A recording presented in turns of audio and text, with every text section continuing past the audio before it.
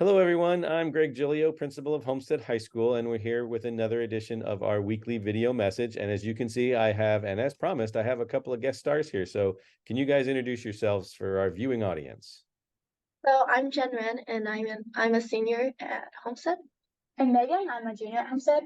And I'm Evangeline, and I'm a sophomore at Homestead. And we are your ASB social managers for this year. Essentially, our job is to promote community by planning and hosting events such as HOCO, BOTC, and Winter Spirit Week. Excellent. And so that's why you guys are here this week, because people want to know a little bit about homecoming. So can you let everyone know sort of what they can expect over when homecoming starts and all the good details? So to start off, we have an overarching theme this year, which is California Dreamin'. This theme will decide our quad decorations and then each class's specific theme. So for this year, the seniors are Santa Cruz, the juniors are Los Angeles, the sophomores are Lake Tahoe, and the freshmen are the Bay Area. Diving more into the actual homecoming week, our spirit days planned for right now are on Tuesday, we have a Rhyme Without Reason day. So an example of this would be you pair up with your friend, and I would be DJ and Jen would be PJ. So we're rhyming and our costumes would be like similar. Then on Wednesday, we have Barbieheimer, which is from like the new movies Barbie and Oppenheimer. On Thursday, we have our class themes, as I said before, which are the California Dreamin' themes. And then on Friday, we have green and white for the rally.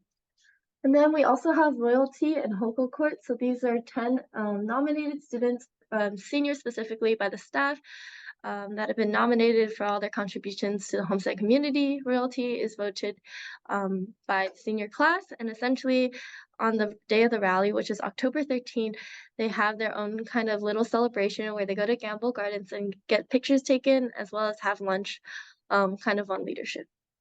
Yeah. And then throughout the week, we're also going to host activities during brunch and lunch. So all the brunches during homecoming week, our class officers are going to be hosting events for their class. So we have like the lollipop draw, and then we have a Hollywood Stars activity. And then at lunch, our ASB representatives are going to be hosting activities. So we'll have like a donut on the string activity and then a water bottle flip challenge. And then for our rubric, for how our grades are going to be graded on, and then for who wins homecoming, this is how we decide. Our rubric is based on the class's float decks, which will be shown in the parade, their float party participation, which are events that we've been having every single Saturday from 9:30 to 12 for a couple weeks now, and they'll continue up until homecoming. Competitions that'll be held during the week and during the rally, their overall spirit. And as of right now, seniors have 24 points, juniors have 16 points, sophomores have 6 points, and freshmen have 20 points. So we also have our kickoff event, which is the HOCO dance, and it's hosted in the field house.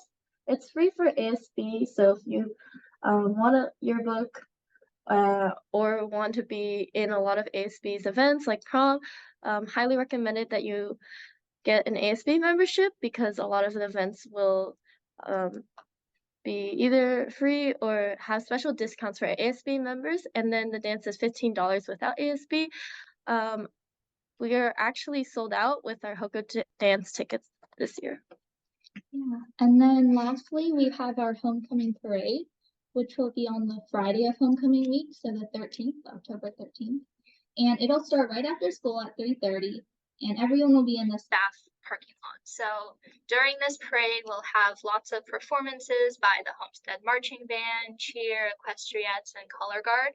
And then also the class floats that the class officers and then all their classes have been working so hard on. It'll be pulled by a U-Haul trailer and then shown throughout the parade.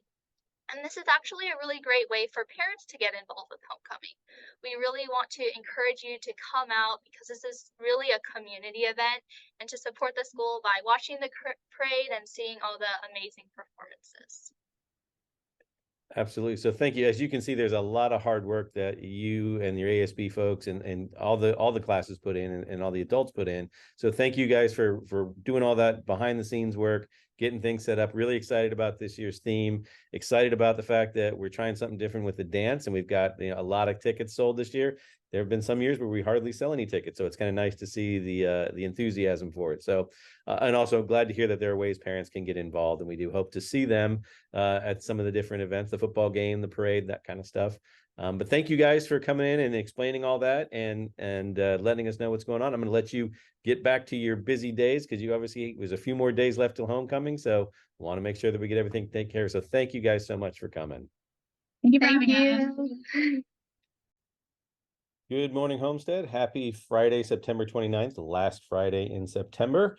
Ready to bring in October here. October is usually kind of a long month, so we're strapping ourselves in, getting ready for it. Lots of activities and things going on.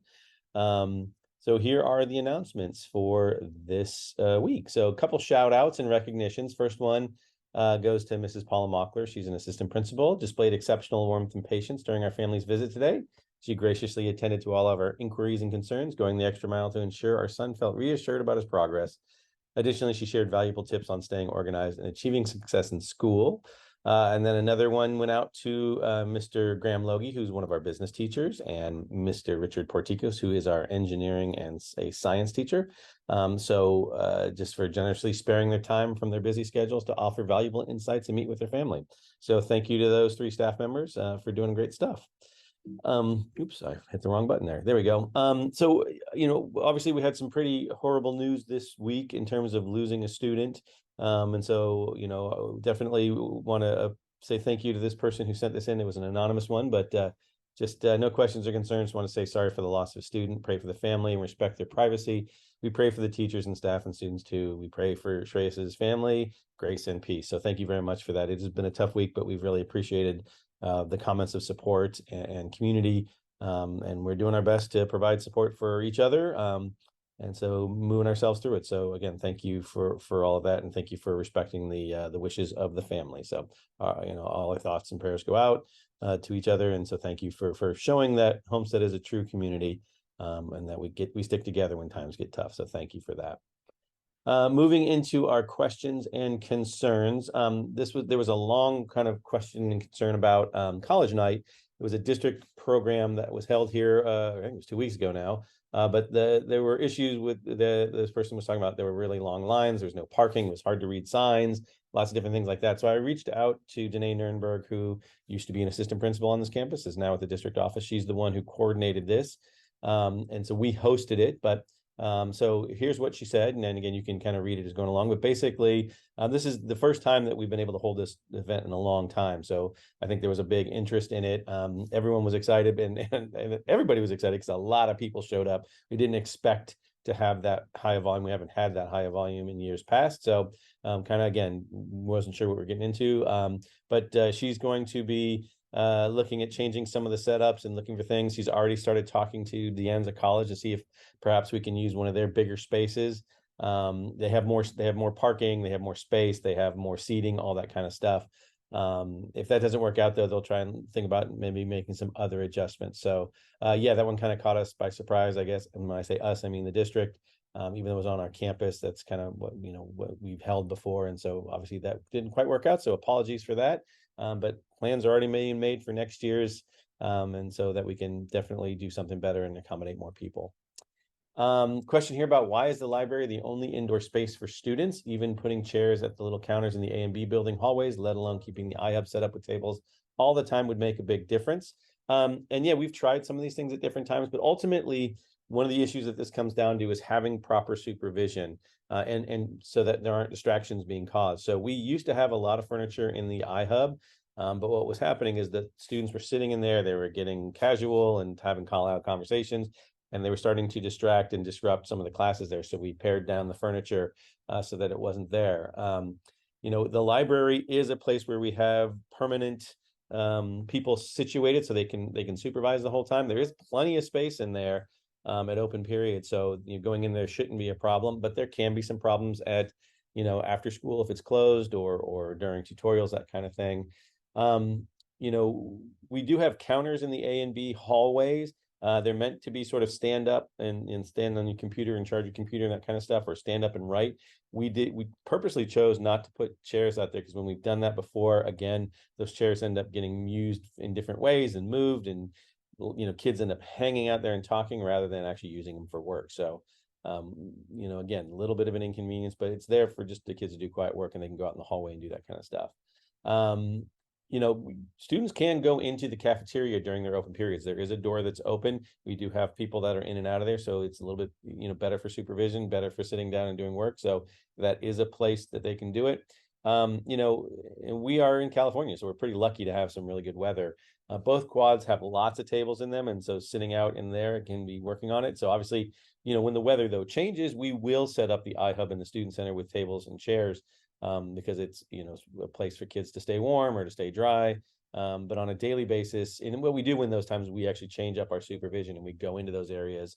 Whereas when we're not doing it, we kind of just pass through those areas. So we do have a couple of spaces. Library, cafeteria are places you can go. Outside, you can definitely work. If you want to work at the A and B hallways, you need to stand, unfortunately. Or fortunately, we sit a lot, so maybe standing up will help with posture and all that kind of stuff. I prefer a standing desk myself, quite fashionable. But anyway, that's kind of things we're looking at. But ultimately, we have to make sure your kids are supervised and that they're not distracting or disturbing other classes. Went to the Homestead website and only saw the list of clubs, but no form to sign up. Where can I find the forms to sign up for clubs? So again, we have 1 million clubs. I think there's over 90 at the moment. But unfortunately, we've already had our club fair for the year. That's where folks, and actually in some of our opening events like Hop and Roundup, clubs are out there. Back to school night, clubs are out there, and that's places where kids can sign up. But you can still join a club and you can attend any meeting even if you haven't signed up. So please listen to the announcements, or eventually we're even going to put up a bulletin board out there and start showing on the inside marquee. There's a marquee on the large gym. We'll talk about where the meetings are. So you can, listen to the announcements, find where your club that you're interested in is holding their meeting, go attend, and then talk to the folks there. And then again, if you're there and you're interested, you can definitely sign up.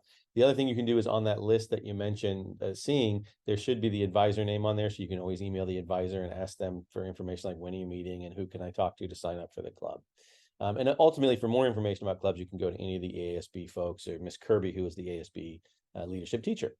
So hopefully you can find your way through that way. A couple pieces of general information. The PTSA Reflections contest is going on right now. They've opened up the window to accept entries. The deadline is October 11th, so it's coming up. There are 6 categories, and if you look on the flyer over there, it's dance choreography, film production, literature, music composition, photography, and visual arts. I was just told that there are little to no submissions so far. So please get your submissions in there and get a good chance of earning some recognition here. So again, the theme is I am hopeful because. So your dance, film, literature, music, photography, visual art should have that as the theme somehow in there. And as you see on the flyer here, there's a place to scan and more information that you can click in and get stuff to submit. But you can also go to the PTSA page on our website, and they will give you more information there. So please submit. We've had every year we have some people who do some winning and go on to the next level. So they eventually go up to like a state and I believe a national competition. So it'd be a good chance to get recognized and maybe even get some money towards college. Also speaking about one of our other groups, so PTSA, just to clarify, PTSA is the Homestead Parent Teacher Student Association. They deal with Homestead High School exclusively and help us in a variety of ways. The foundation is a district foundation. It's the Fremont Union High School Foundation. They support programs across the district. And so they have some stuff coming up here, but wanted to thank everybody who visited their booths at Back to School Night. That was really nice meeting you. They have a parent webinar coming up, Sleep and Well-Being, sleep-friendly changes to help teens thrive. And so you can read the information there. If you look at the PowerPoint that is accompanies the email blast here, you can click on these links and they're open. So you've got a couple links there for you to do.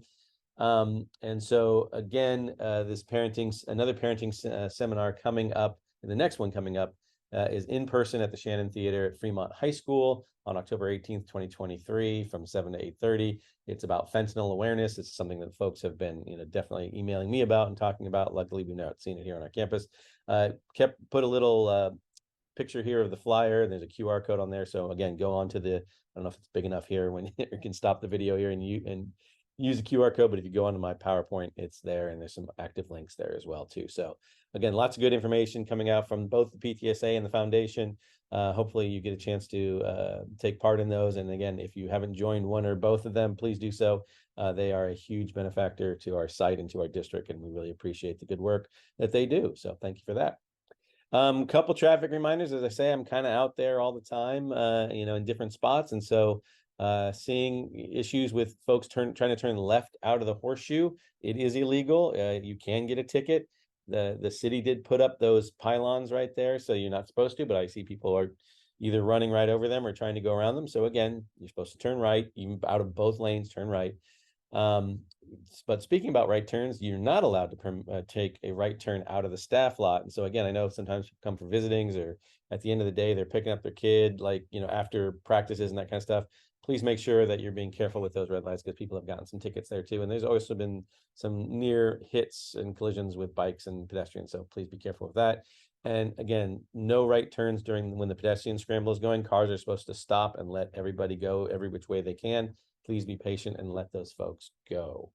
So again, it's all about safety and hopefully keeping each other safe and being good neighbors. So please remember to do that. Lots of information here on the important dates, as today is the end of the first grading period. Again, you're going to get, it's a progress report. So it's not a permanent grade. It is a snapshot of where you are. It's a good time to look at it. Talk to your students and say, hey, it looks like you got some work to do, or hey, you're doing a great job, keep it up. But remember, those grades can go up or down over the next 12 weeks. There'll be another progress report in 6 weeks, and then 6 weeks after that is the final grade. That's the one that goes on the transcript. As you can see, there's deadlines for senior quotes. We got our homecoming dance, although I've been told the homecoming dance is sold out, which is a first in my time here. So that's pretty amazing. And again, remember, you had the guest stars in the beginning who were telling you all about homecoming. And so you can see some of the stuff coming up this week. There's some college application stuff happening, the workshop for senior students only, guidance night for 9th grade parents, paperwork for college applications. If you're trying to get them in, those are your due dates there. We have a UC workshop for seniors. Then we do have a senior panoramic picture coming up. So again, lots of stuff happening. October, busy month. Again, thank you to my ASB students who came and talked to you about homecoming. Hope to get to see y'all for that. Have a great week, and we'll see you in October. Take care.